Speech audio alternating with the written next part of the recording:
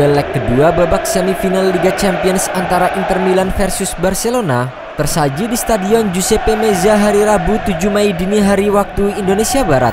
Berbekal hasil imbang 3-3 di leg pertama, kedua tim sama-sama memiliki peluang terbaik untuk melaju ke final.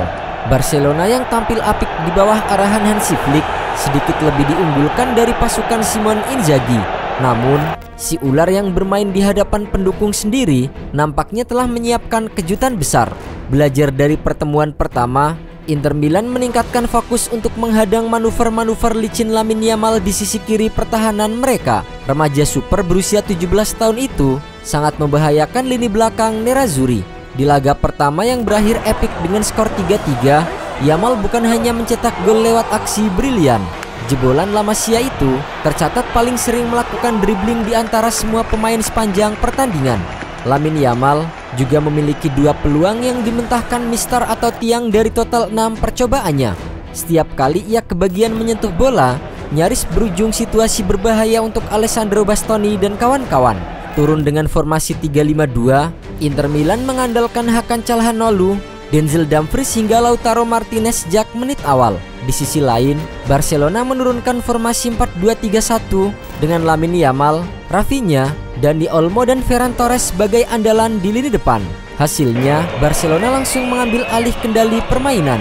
Namun, serangan-serangan Barcelona masih bisa dipatahkan oleh tuan rumah, sedangkan Inter baru mencapai kotak penalti lawan sekali dalam 10 menit pertama permainan.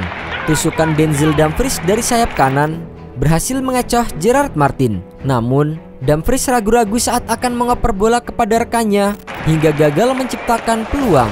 Di sisi lain, serangan Barca diakhiri Lamine Yamal dengan sepakan dari tepi kotak penalti. Namun, bola mengarah tepat ke pelukan Yann Sommer.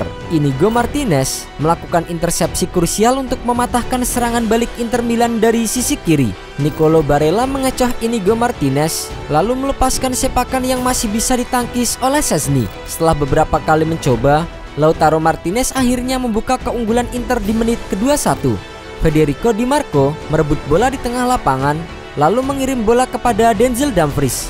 Dalam situasi duel 1 lawan 1, sodoran Dumfries diselesaikan Lautaro dengan sepakan ke sudut bawah gawang. Tertinggal 1-0, Barcelona mengklaim penalti setelah bola yang dipotong oleh Francesco Acerbi mengenai tangannya. Namun, tidak dikabulkan wasit setelah VAR melakukan tinjauan. Inter Milan kemudian membuat peluang bagus. Henrikh Mkhitaryan, namun sayang bola masih melebar tipis dari gawang Barcelona. Lemparan ke dalam kembali mengancam gawang Barcelona. Bola hasil sundulan Thuram di kotak penalti diteruskan Hakan Calhanoglu dengan sepakan kaki kiri meski melenceng. Petaka menghampiri Barcelona di akhir babak pertama. Tackle Pau Cubarsí terhadap Lautaro Martinez menghadiahkan penalti kepada Inter Milan jelang turun minum. Hakan Calhanoglu yang maju sebagai eksekutor sukses menaklukkan Szczęsny yang jatuh ke arah yang salah untuk memperbesar keunggulan Inter 2-0.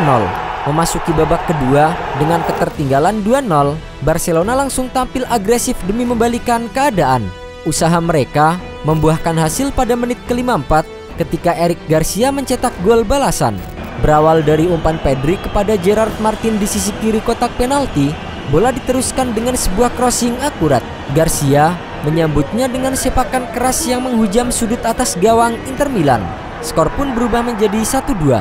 Tak lama berselang, Barcelona kembali mengancam melalui serangan balik cepat yang menciptakan situasi 2 lawan 3. Eric Garcia mendapatkan peluang emas dari jarak dekat, namun kiper Inter Yann Sommer tampil sigap dengan melakukan penyelamatan krusial. Tekanan Barcelona akhirnya berbuah manis lagi di menit ke-60. Kali ini, Dani Olmo mencetak gol penyama kedudukan. Umpan terobosan dari Frenkie de Jong kepada Gerard Martin diteruskan dengan umpan silang yang disambut Dani Olmo dengan sundulan tajam ke pojok atas gawang Inter Milan dan membuat skor kembali imbang 2-2. Barcelona terus menekan pertahanan Inter Milan. Mereka mendapatkan peluang lewat tendangan bebas usai Lamine Yamal dijatuhkan oleh Henrikh Mkhitaryan di area berbahaya. Dalam eksekusi yang cepat, De Jong menyodorkan bola kepada Yamal yang langsung melepaskan tembakan. Sayangnya, bola masih melambung setelah Yann Sommer sudah dalam posisi terjatuh. Lamine Yamal kembali mengancam melalui sepakan keras dari luar kotak penalti. Akan tetapi, Sommer sekali lagi menunjukkan refleks luar biasa dengan menepis bola yang mengarah ke sudut atas gawang. Pada menit ke-87, Barcelona akhirnya membalikan keadaan menjadi 3-2 lewat gol dari Rafinha. Tembakan pertama Rafinha ditepis oleh Sommer, namun bola muntah langsung disambar lagi oleh Rafinha dengan sepakan mendatar yang mengarah ke tiang jauh.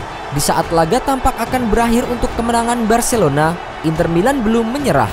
Di masa injury time, Francisco Acerbi berhasil mencetak gol penyamak kedudukan setelah memanfaatkan crossing dari Denzel Dumfries.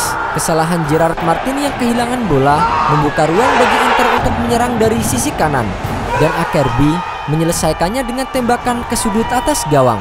Skor pun kembali imbang 3-3 dan berlanjut ke babak extra time. Petaka bagi Barcelona datang di menit ke-99. Inter Milan kembali unggul setelah David Fratesi menyelesaikan serangan yang dibangun dari aksi Marcus Thuram di sisi kanan.